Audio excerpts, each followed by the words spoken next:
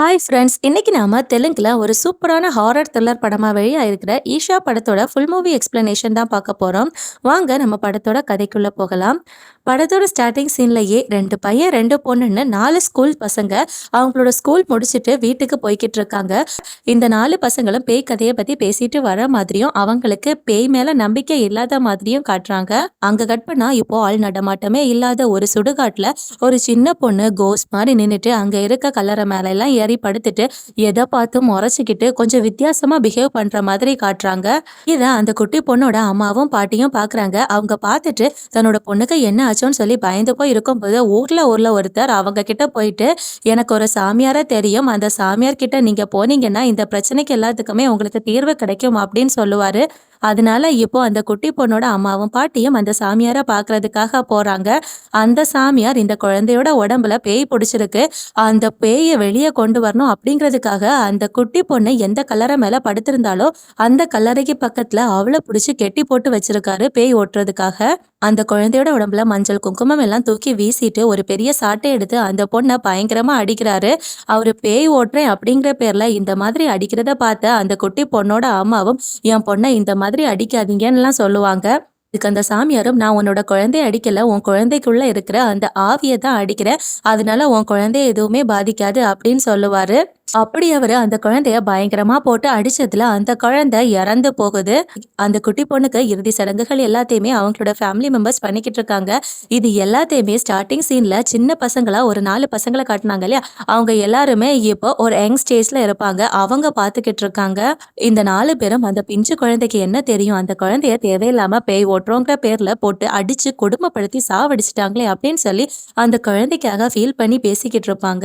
அதனால இதுக்கு பின்னாடி இருக்க அந்த போலீஸ் சாமியார்களை நாம வெளியே கொண்டு வரணும், அவங்களோட கேரக்டர் எல்லாத்தையுமே நாம எக்ஸ்போஸ் பண்ணி ஆகணும் அப்படின்னு சொல்லி அவங்க எல்லாருமே பேசிக்கிட்டு இருக்காங்க. ஸோ அதனால கொஞ்சம் முன்னாடி அந்த குட்டி பொண்ணை அடிச்சே கொலை பண்ண அந்த போலீஸ் சாமியாரை எக்ஸ்போஸ் பண்றதுக்காக அவருக்கே தெரியாம அவர் இருக்கிற இடத்துக்கு போய் இவங்க கொஞ்சம் வீடியோ ரெக்கார்ட்ஸ் எல்லாமே எடுக்கிறாங்க.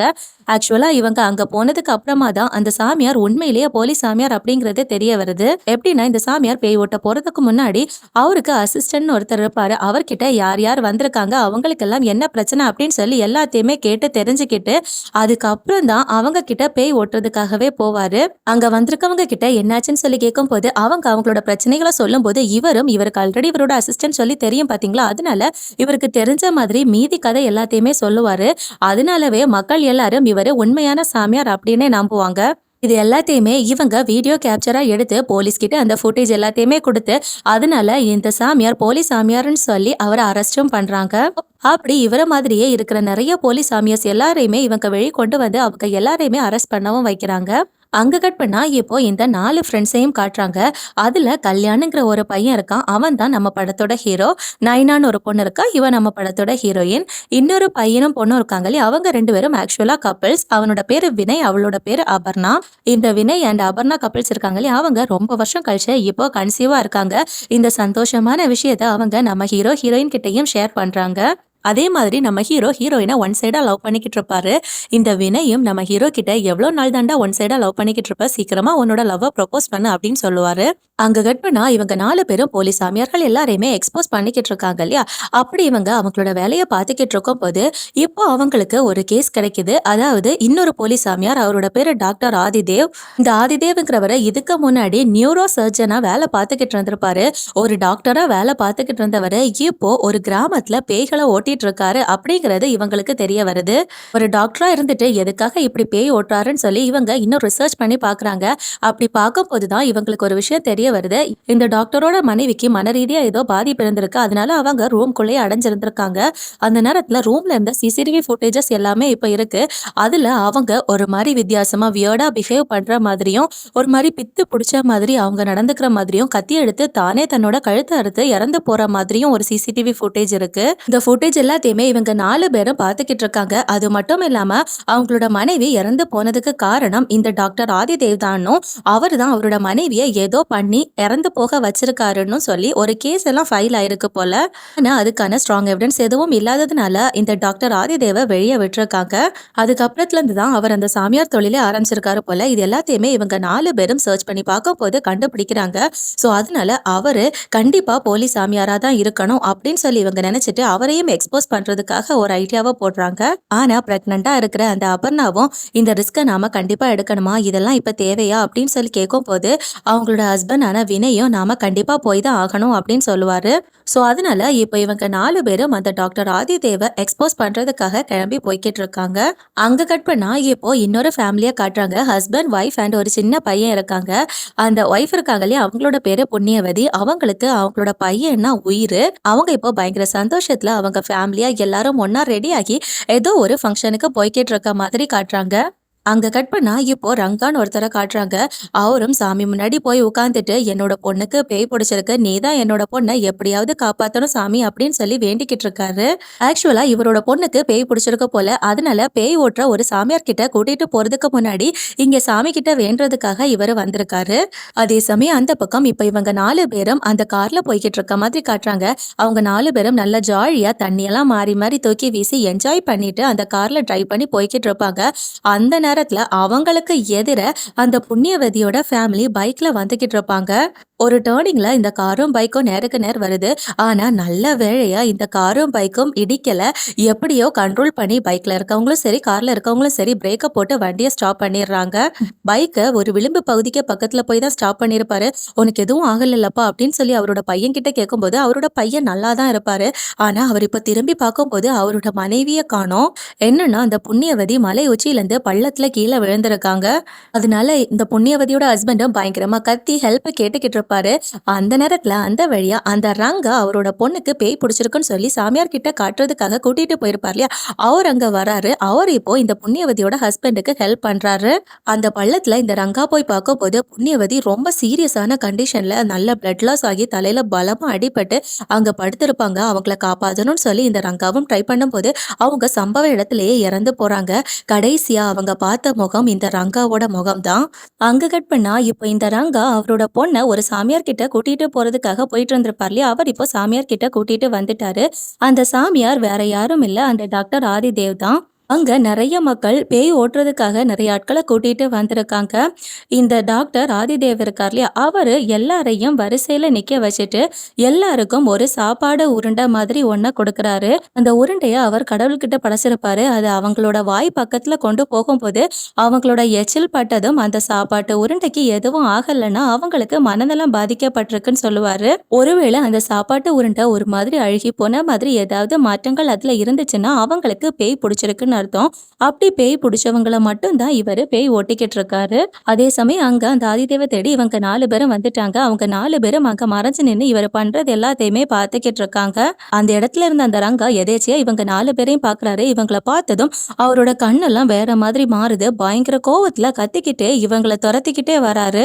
ஆக்சுவலா இந்த ரங்காவோட உடம்புக்குள்ள அந்த புண்ணியவதிங்கிற லேடியோட ஆன்மா புகுந்திருக்கும் போல. ஏன்னா அவங்க இறந்து போகும்போது கடைசியா பார்த்த முகம் இவரோடது பாத்தீங்களா, அதனால இவரோட உடம்புக்குள்ள அந்த ஆத்மா இருக்க போல. அதனாலதான் இவங்க 4 பேரையும் அவர் பார்த்ததும் பயங்கர கோவத்துல இவங்களை அடிக்கிறதுக்காக வந்திருப்பாரு. அந்த நேரத்துல கரெக்டா ஆதிதேவ் அங்க வந்து அந்த ரங்காவை தடுத்துடுறாரு. அதுக்கப்புறம் இந்த ஆதிதேவம் இவங்க 4 பேர்கிட்ட நீங்க எல்லாம் யாருன்னு விசாரிக்கும் போது அவங்களும் அவங்கள பத்தி சொல்லிட்டு, நீங்க கெட்டவர்னு எங்களுக்கு நல்லாவே தெரியும். உங்களோட மனைவியை சாகடிச்சிட்டு இப்போ சாமியார் மாதிரி ஊர் மக்கள் எல்லாரையுமே ஏமாத்திக்கிட்டு இருக்கீங்க. நீங்க ஒரு போலி சாமியார் அப்படிங்கறத எக்ஸ்போஸ் பண்ணி வெளி உலகத்துக்கு நாங்க காட்டுறதுக்காக தான் வந்திருக்கோம் அப்படின்னு சொல்லுவாங்க. அதுக்கு அந்த ஆதிதேவம், நான் டாக்டரா இருந்தது உண்மைதான், பேய் மேலெல்லாம் எனக்கும் நம்பிக்கை கிடையாது. ஆனா என்னோட மனைவி பேய் பிடிச்சு இறந்து போனதுக்கு அப்புறமா தான் எனக்கு இந்த பேய்கள் மேலெல்லாம் நம்பிக்கை வந்தது. உண்மையாவே பேய்கள் எல்லாம் இருக்கு, அது இப்ப எனக்கு புரிய வந்துச்சு அப்படின்னு சொல்லுவாரு. ஆனா இவங்க 4 பேரும் பல கேஸ இந்த மாதிரி பார்த்திருப்பாங்க இல்லையா, அதனால அவங்க அது எதையுமே நம்ப மாட்டாங்க. அந்த நேரத்துல இந்த ஆதிதேவம், நான் உங்களை ஒரு இடத்துக்கு கூட்டிட்டு போறேன், உங்களுக்கு 3 நாள் டைம் தரேன், அந்த 3 நாள்ல ஆவிகள் இருக்கு அப்படிங்கிறத நீங்க கண்டிப்பா புரிஞ்சுப்பீங்க அப்படின்னு சொல்லிட்டு அவங்க 4 பேரையும் அவரு ஒரு பாழடைஞ்ச பங்களாக்கு கூட்டிட்டு போவாரு. இப்போ அந்த பாழடைஞ்ச பங்களாவை பத்தின ஒரு பிளாஷ்பேக்க சொல்றாரு. இந்த வீட்டுல இருந்த ஓனர் ஏதோ மனநலம் பாதிக்கப்பட்டவர் போல. அதனால அவரோட ஃபேமிலி மெம்பர்ஸ் எல்லாரையும் கொலை பண்ணிட்டு தானும் சூசைட் பண்ணி இறந்து போயிருக்காரு. அதுக்கப்புறமா அந்த வீட்ட ஒரு நபர் வாங்கி அத ரெசார்ட்டா மாத்தணும்னு சொல்லி பெரிய பிளான போட்டு அதுக்காக ரெடி பண்ணிட்டு இருந்திருப்பாரு. அந்த நேரத்துல அவரும் இந்த வீட்டுக்குள்ளேயே இறந்து போயிருப்பாரு. அது எல்லாத்துக்கும் காரணம் இந்த வீட்ல இருக்க ஏதோ ஒரு அமானுஷ்யம் தான். அதனால தான் அந்த அமானுஷ்யம் இந்த வீட்ல யாரையுமே தங்க விடல.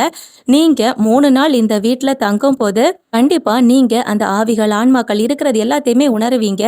அப்ப அவங்க 4 பேரும் இதோ பாருங்க 3 நாள்ல நாங்க எந்த பேயோ, பிசாசோ பார்க்கலன்னா, நீங்க ஒரு போலி சாமியார் அப்படிங்கிறத ஒத்துக்கணும்னு சொல்லுவாங்க. அதுக்கு அவரும் ஒத்துப்பாரு. இப்போ இவங்க 4 பேரும் வீட்டுக்குள்ள போறாங்க. அந்த அபர்ணா இருக்கா இல்லையா? அவளுக்கு கொஞ்சம் பயமா தான் இருக்கு. அவ வீட்டுக்குள்ள போகும்போது, அங்க அந்த சாமியார் சொன்ன மாதிரி அந்த வீட்டு ஓனர் மத்தவங்கள எல்லாம் கொலை பண்ணியிருப்பார் இல்லையா? அந்த மாதிரி சீன்ஸ் எல்லாம் இவங்களுக்கு தெரியுது. அது மட்டும் இல்லாம நம்மளோட உடம்புல இருக்க தோல் எரிஞ்சு போனா ஒரு கருகின ஸ்மெல் வரும் இல்லையா? அந்த ஸ்மெல் இவங்களுக்கு பயங்கரமா அடிச்சுக்கிட்டே இருக்கு. இதனால அபர்ணா ரொம்பவே பயந்து போறாங்க. ஸோ இந்த அபர்ணாவும் அவங்களோட ஹஸ்பண்ட் வினய் கிட்ட போயிட்டு, "என்னோட வயித்துல இருக்க இந்த குழந்தைய வச்சுட்டு இந்த வீட்ல தனியா இருக்க என்னால முடியாது. பயமா இருக்கு. வா இன்னைக்கே நாம கிளம்பி போயிரலாம்" அப்படின்னு சொல்லி கூப்பிடுவாங்க. அதுக்கு அந்த வினயும், "நீ எத நினைச்சும் பயப்படாத. எல்லாமே ஜஸ்ட் ஹாலுசினேஷன் மட்டும் தான்" அப்படின்னு சொல்லி தன்னோட மனைவிக்கு ஆறுதல் சொல்லுவாரு. இப்ப நம்ம ஹீரோயின் அந்த வீட்ட விட்டு வெளிய வந்து நிக்கிறாங்க. நம்ம ஹீரோவும், "இங்க என்ன பண்ணிக்கிட்டு இருக்கீங்கன்னு?" சொல்லி வந்து கேட்பாரு. ஆக்சுவலா அந்த சாமியார் இருக்கார் இல்லையா? அவரு வெளிய போகக்கூடாதுன்னு சொல்லியிருப்பாரு. அதனால தான் வேணும்னே நம்ம ஹீரோயின் இங்க வந்து நிக்கிறதா சொல்லுவாங்க.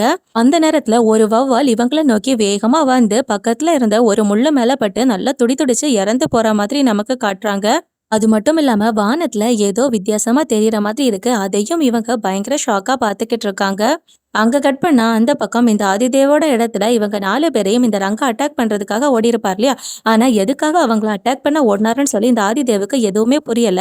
அதனால அவரும் இப்ப ரங்கா கிட்ட பேசுறாரு. அவரு பேசும்போது தான் அவரோட உடம்புக்குள்ள அந்த புண்ணியவதியோட ஆத்மா இருக்கிறதே இந்த ஆதிதேவுக்கு தெரிய வருது.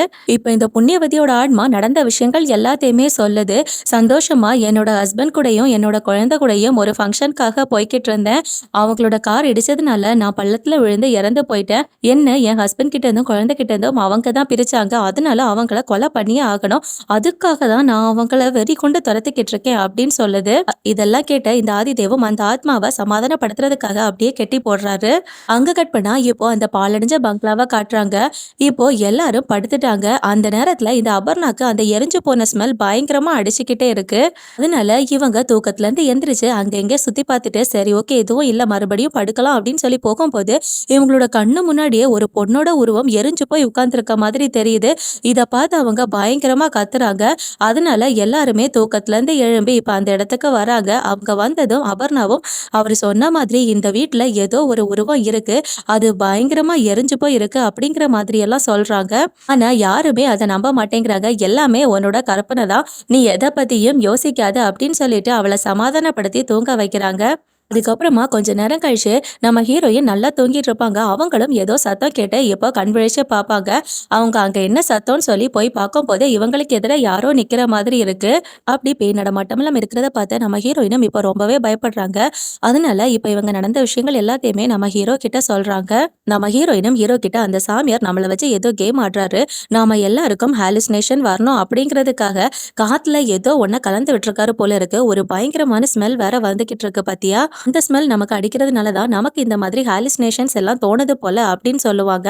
ஸோ அதனால அவங்க வீடு ஃபுல்லா அந்த ஸ்மெல் எங்கேருந்து வருதுன்னு சொல்லி செக் பண்ணி பார்த்துக்கிட்டு இருப்பாங்க. அப்போ அங்க ஒரு ஹோமகுண்டம் இருக்கு.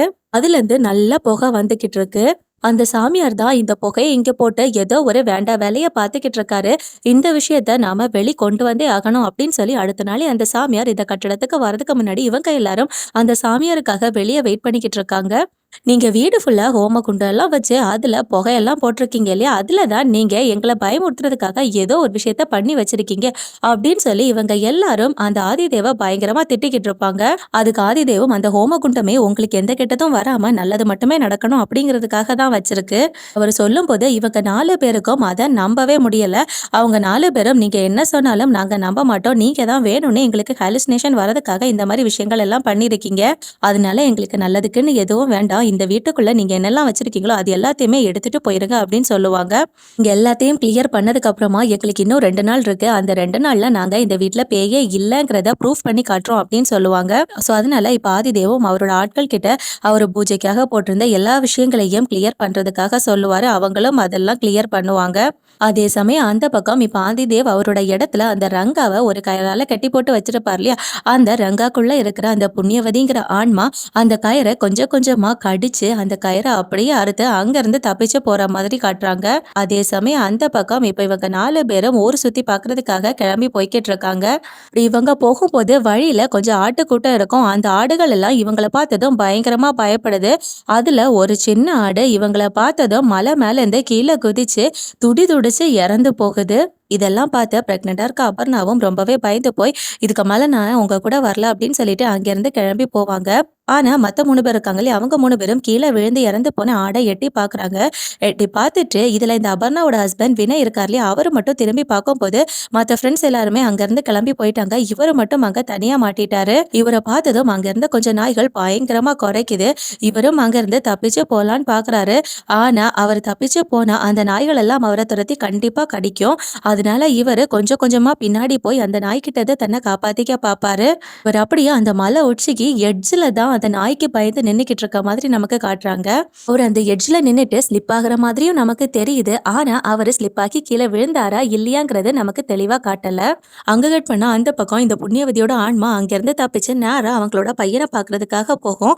அங்க அவங்களுக்கு சடங்கு சம்பிரதாயங்கள் எல்லாத்தையுமே அவங்களோட ஃபேமிலி மெம்பர்ஸும் ஹஸ்பண்டும் பண்ணிக்கிட்டு இருப்பாங்க. அவங்களோட பையன் வீட்டுக்குள்ள இருப்பாங்க. அதனால பையனை பாக்குறதுக்காக வீட்டுக்குள்ள போயிட்டு அந்த பையனை அப்படியே தூக்கி வச்சு ஃபீல் பண்ணிக்கிட்டு இருப்பாங்க.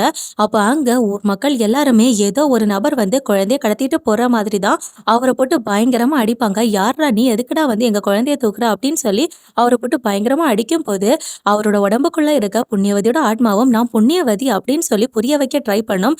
இருந்தாலும் யாருக்கும் எதுவும் புரியாது. அதனால அவங்க எல்லாரும் அந்த ரங்காவை அடிச்சு அங்கிருந்தே துரத்துறாங்க. அங்க கட் பண்ணா இப்போ அந்த பாலடிச்ச பங்களால காட்டுறாங்க. அந்த அபர்ணா இருக்கா இல்லையா, அவளுக்கு இன்னும் பயமாவே இருக்கு. அவளை ஏதோ ஒரு உருவம் துரத்துற மாதிரி ஏதோ தீல கருகி போன மாதிரி பயங்கரமா ஸ்மெல் வந்துகிட்டே இருக்கு. அதனால அவ ரொம்பவே பயந்து போயிருக்கா. இப்ப இவளோட கணவர் வினய் பள்ளத்துல விழுந்த மாதிரி நமக்கு காட்டியிருப்பாங்க இல்லையா, ஆனா அவரு பள்ளத்துல விழல போல. அவர் இப்போ இந்த இடத்துல வந்திருக்காரு. அவர்கிட்ட அபர்ணாவும் நாம இங்க இருந்து போயிடலாம், எனக்கு ரொம்ப பயமா இருக்கு அப்படின்னு சொல்லி சொல்லுவாங்க. அதுக்கு அவரும் இன்னும் ஒரு நாள் தானே, நாம அட்ஜஸ்ட் பண்ணி இங்க இருக்கலாம் அப்படின்னு சொல்லி கொஞ்சம் அவர் வித்தியாசமா தான் பிஹேவ் பண்ணுவாரு. நார்மல் மனுஷன மாதிரி பிஹேவ் பண்ண மாட்டாரு. அந்த நேரத்துல நம்ம ஹீரோவும் ஹீரோயினும் அங்க வருவாங்க. அவங்க கிட்டயும் அபர்ணா நாம இங்க இருந்து போயிடலாம் அப்படின்னு சொல்லுவாங்க. அதுக்கு அவங்களும் இன்னும் ஒரு நாள் தானே இருக்கு, நாம இருந்துதான் பாக்கலாமே அப்படின்னு சொல்லுவாங்க. அந்த நேரத்துல அபர்ணாவும் சரி நீங்க எல்லாம் வரலன்னா நான் போறேன் அப்படின்னு சொல்லிட்டு அங்க இருந்து கிளம்பி போறதுக்காக ட்ரை பண்ணுவாங்க. அந்த நேரத்துல கரெக்டா அந்த புண்ணியவதியோட ஆன்மாவா இருக்கிற அந்த ரங்கா கதவை உடைச்சிட்டு உள்ள வந்து விழுறாரு. இவங்களும் எதுவும் புரியாம பயந்து போய் அங்கிருந்து ஓட ஆரம்பிக்கிறாங்க. அந்த ரங்காவும் இவங்களை கொலை பண்ணி ஆகணும்னு சொல்லி பயங்கர கொலை வெறியில துரத்திக்கிட்டே இருக்கும். இவங்க 4 பேரும் பயந்து 2 பேரை ஒவ்வொரு இடத்துலயா தள்ளி ஒழிஞ்சுக்கிட்டு இருப்பாங்க. ஆனா அந்த ரங்கா இவங்களை கண்டுபிடிச்சு இவங்களை அட்டாக் பண்றதுக்காக வரும்போது கரெக்டா அந்த இடத்துல அந்த ஆதிதேவ் வர்றாரு. அவர் அங்க வந்து இந்த ரங்காவோட உடம்புல இருக்க பேய கண்ட்ரோல் பண்றாரு. இதெல்லாம் பார்த்த இவங்க 4 பேரும் இந்த ஆதிதேவ் தான் வேணும்னு இப்படி ஒரு ஆளை அனுப்பி இவங்களை பயமுறுத்துறதுக்காக பண்ண வச்சிருக்காருன்னு சொல்லி நினைச்சுக்கிட்டு அவரை போட்டு பயங்கரமா திட்டுவாங்க. அதுக்கு அந்த ஆதிதேவம் இதோ பாருங்க, உங்களை பயமுறுத்துறதுக்காக நான் எதுவும் பண்ணல. இந்த நபரோட உடம்புக்குள்ள புண்ணியவதிங்கிற ஒரு பொண்ணோட ஆன்மா புகுந்திருக்கு. ஆக்சுவலா அந்த லேடி அவங்களோட குடும்பத்தோட ஒரு ஃபங்க்ஷனுக்கு போய்கிட்டு இருக்கும் போது உங்களோட கார் அவங்கள இடிச்சிருக்கு. இப்படி நடந்த ஆக்சிடென்ட்ல இந்த பொண்ணு பள்ளத்துல விழுந்து இறந்து போயிருக்கா. அதனாலதான் அவ உங்களை கொலை பண்றதுக்காக துரத்திக்கிட்டு இருக்கா அப்படின்னு சொல்லுவாரு. ஆனா இதை எதையுமே அவங்க நம்ப மாட்டேங்கிறாங்க. நாங்க வர வழியில ஒரு ஆக்சிடென்ட் நடந்தது அப்படிங்கறது நாங்க பேசினதை ஒட்டு கேட்டுட்டு இந்த மாதிரி நீங்க ஒரு பொய் கட்டுக்கதையை உருவாக்கி பேசிக்கிட்டு இருக்கீங்க, அதெல்லாம் எங்களால நம்ப முடியாது அப்படின்னு சொல்லுவாங்க. இன்னும் ஒரு நாள் தான் இருக்கு, அதுக்குள்ள நீங்க போலீஸ் சாமியா இருக்கிறத நாங்க ப்ரூஃப் பண்ணி காட்டுவோம் அப்படின்னு சொல்லிட்டு அவரை திட்டிட்டு இவங்க எல்லாரும் அங்க இருந்து கிளம்ப ஆரம்பிப்பாங்க. அங்க கட்மான அந்த பக்கம் இந்த ஆதிதேவ் 4 குழியை தோண்டி 4 குழியிலையும் ஒவ்வொரு பொம்மையை செஞ்சு வச்சு அதுக்கு பயங்கரமா பூஜைகள் எல்லாம் பண்ணி ஏதோ பலவித ரிச்சுவல்ஸ் பண்ண மாதிரி நமக்கு காட்டுறாங்க. அங்க கட் பண்ண அந்த பக்கம் இப்ப இந்த வினயும் நம்ம ஹீரோ கிட்ட போயிட்டு ஏன்டா இன்னும் ஹீரோயின் கிட்ட லவ்வ சொல்லாம இருக்க, சீக்கிரமா உன்னோட லவ்வ சொல்லு, அடுத்த நிமிஷம் நம்மளோட வாழ்க்கையில என்ன நடக்கும்னு நம்மளால சொல்ல முடியாது, அதனால முடிஞ்ச வரைக்கும் சீக்கிரமா சொல்லு அப்படின்னு சொல்லுவாரு. இப்ப அதுக்கப்புறமா அவரு அவரோட மனைவியான அபர்ணா பக்கத்துல வந்து உட்கார்ந்துருக்காரு. அவங்க நல்லா தூங்கிக்கிட்டு இருக்காங்க. இவரு அவங்க கிட்ட ஏதோ சோகமா பேசிட்டு வயித்துல இருக்க குழந்தைய பார்த்தும் பேசுறாரு. அந்த நேரத்துல திடீர்னு ஏதோ கருப்பா ஒரு உருவம் வந்து இந்த வினய அங்கிருந்து இழுத்துட்டு போகுது. இப்ப இந்த வினய் சொன்னதுனால நம்ம ஹீரோவும் ஹீரோயின் கிட்ட லவ் ப்ரொபோஸ் பண்ணலாம் அப்படின்னு சொல்லிட்டு வீட்ல இருந்து வெளியே வருவாரு. நம்ம ஹீரோயினும் என்கிட்ட ஏதாச்சும் சொல்ல வந்திருக்கியா, ஏதாவது சொல்லணும்னா சொல்லு அப்படின்னு சொல்லி கேட்கும்போது நம்ம ஹீரோவும் சொல்றதுக்காக தயங்கிக்கிட்டே இருக்காரு. அதே சமயம் அந்த பக்கம் இந்த பிரெக்னன்ட் ஆன அபர்ணா இருக்கா இல்லையா, அவளோட ஹஸ்பண்ட் அவளை தொட்டு பேசின மாதிரி அவளுக்கு ஃபீல் ஆனதுனால அவ ஹஸ்பண்டை தேடி போயிருப்பா. அந்த நேரத்துல ஒரு கருப்பு உருவம் அவளோட ஹஸ்பண்டை இழுத்துட்டு போறத பார்த்து பயந்து போய் பயங்கரமா கத்துவா. இவ கத்துன சத்தத்தை கேட்டு வெளியில இருந்த நம்ம ஹீரோவும் ஹீரோயினும் என்னாச்சுன்னு சொல்லி உள்ள வந்து பாப்பாங்க. அங்க வந்து பார்த்தா வினய காணோம். இந்த அபர்ணாவும் என்னோட கணவனை ஒரு கருப்பு உருவம் இழுத்துட்டு போச்சு அப்படின்னு சொல்லி கதறி அழுதுகிட்டே சொல்லுவாங்க. ஆனா அதை நம்ம ஹீரோயின் நம்புற மாதிரியே இல்ல. ஆக்சுவலா அங்க அந்த ஆதிதேவங்கிறவரு 4 குழியை தோண்டி 4 பொம்மையை வச்சு ரிச்சுவல்ஸ் பண்ணிருப்பார் இல்லையா, அவரு அப்படி பண்ணிக்கிட்டு இருக்கும் போது அதோட ரிஃப்ளெக்ஷன் தான் இங்க இந்த கட்டிடத்துக்குள்ள தெரியற மாதிரி நமக்கு காட்டுறாங்க. அதாவது அவர் அந்த 4 குழியுமே இந்த பாலடைஞ்ச கட்டிடத்துக்குள்ள இருக்க 4 பேருக்கு தான் தோண்டி இருப்பாரு. அதுல அவங்களுக்கு பிடிச்ச விஷயத்தை எல்லாம் போட்டு புதைப்பாரு. அப்படி அவரு முதல் குழிய புதைக்கும் போதுதான் இந்த வீட்டுக்குள்ள இருந்த வினய அந்த கருப்பு உருவம் தூக்கிட்டு போயிருக்கும். இப்ப வினய இழுத்துட்டு போன கொஞ்ச நேரத்துல அவனோட மனைவியான அந்த பிரெக்னன்ட் லேடி அபர்ணா இருக்கா இல்லையா, அவளையும் கருப்பு உருவம் வந்து இழுத்துட்டு போகுது. இத பார்த்து பயந்து போன நம்ம ஹீரோவும் நம்ம ஹீரோயினை கூட்டிட்டு அங்கிருந்து தப்பிச்சு ஓடுறாரு. அந்த வீட்டை விட்டு வெளியே ரொம்ப தூரம் ஓடி வந்துட்டாரு. அந்த நேரத்துல ஹீரோயினும் இதெல்லாம் அந்த சாமியார் பண்ற விளையாட்டு தான், அவர் தான் வேணும்னு பண்ணிக்கிட்டு இருக்காரு, இதெல்லாம் நீ நம்பாத, இன்னும் ஒரு நாள் தான் இருக்கு, நாம ப்ரூஃப் பண்ணி ஆகணும் அப்படின்னு சொல்லுவாங்க. இதுக்கு நம்ம ஹீரோவும் இல்ல, அந்த வீட்டுக்குள்ள ஏதோ ஒரு அமானுஷம் இருக்கு, நம்ம கண்ணு முன்னாடியே நம்மளோட 2 ஃப்ரெண்ட்ஸையுமே ஒரு கருப்பு உருவம் வந்து இழுத்துட்டு போயிருக்கு, அதனால நாம இனிமே இங்க இருக்கக்கூடாது, இங்க இருந்து தப்பிச்சு போய் ஆகணும், தயவு செஞ்சு என் கூட வா அப்படின்னு சொல்லிட்டு நம்ம ஹீரோ ஹீரோயினை கூட்டிட்டு ஓடி போவாரு. அப்படி இவங்க 2 பேரும் ஓடி போய்கிட்டு இருக்கும் போது திடீர்னு ஒரு கருப்பு உருவம் நம்ம ஹீரோவை பின்னாடியில இருந்து வந்து இழுத்துட்டு ஒரு பெரிய ஏரியில தள்ளி விடுது. இது எல்லாமே நம்ம ஹீரோயினோட கண்ணு முன்னாடியே நடக்குது. நம்ம ஹீரோயினும் யாராவது வந்து காப்பாத்துங்க அப்படின்னு சொல்லி பயங்கரமா கத்திக்கிட்டு இருப்பாங்க. அந்த நேரத்துல கரெக்டா அந்த ஆதிதேவ் அங்க வருவாரு. அவர் அங்க வந்ததும் நம்ம ஹீரோயினும் நீங்க சொல்ற எல்லாத்தையுமே நாங்க நம்புறோம், நாங்க தோத்துட்டோம், அந்த வீட்டுக்குள்ள ஏதோ ஒரு அமானுஷம் இருக்கிறது உண்மைதான், தயவு செஞ்சு இவனை எப்படியாவது காப்பாத்துங்க அப்படின்னு சொல்லி கெஞ்சிக்கிட்டு இருப்பாங்க. ஆனா இந்த ஆதிதேவ் தண்ணிக்குள்ள தத்தளிச்சுக்கிட்டு இருக்க நம்ம ஹீரோவை காப்பாத்தாம கடவுள்கிட்ட வேண்டிட்டு அவர் மேல திருநீரை தூவுறாரு. இத பார்த்த நம்ம ஹீரோயினும் பயங்கரமா கடுப்பாகிறாங்க. நாங்க தான் நீங்க சொல்ற எல்லாத்தையுமே நம்புறோம்ல, அப்புறம் ஏன் இந்த மாதிரி பண்றீங்க, அவரை காப்பாத்துங்க அப்படின்னு சொல்லுவாங்க. இப்போதான் நமக்கு ஒரு பயங்கரமான ட்விஸ்டே ரிவீல் ஆகுது. இதோ பாருமா, அவரு தண்ணிக்குள்ள விழுந்து உயிருக்காக போராடிட்டு இல்ல, அவரு ஆல்ரெடி எப்பவோ செத்து போயிட்டாரு. உன்னோட ஃப்ரெண்ட்ஸ் 2 பேர் காணாம போனாங்க இல்லையா, அவங்களும் இதுக்கு முன்னாடி செத்து போயிட்டாங்க, அவங்க 3 பேர் மட்டும் இல்ல, நீயும் செத்து போயிட்ட அப்படின்னு சொல்றாங்க.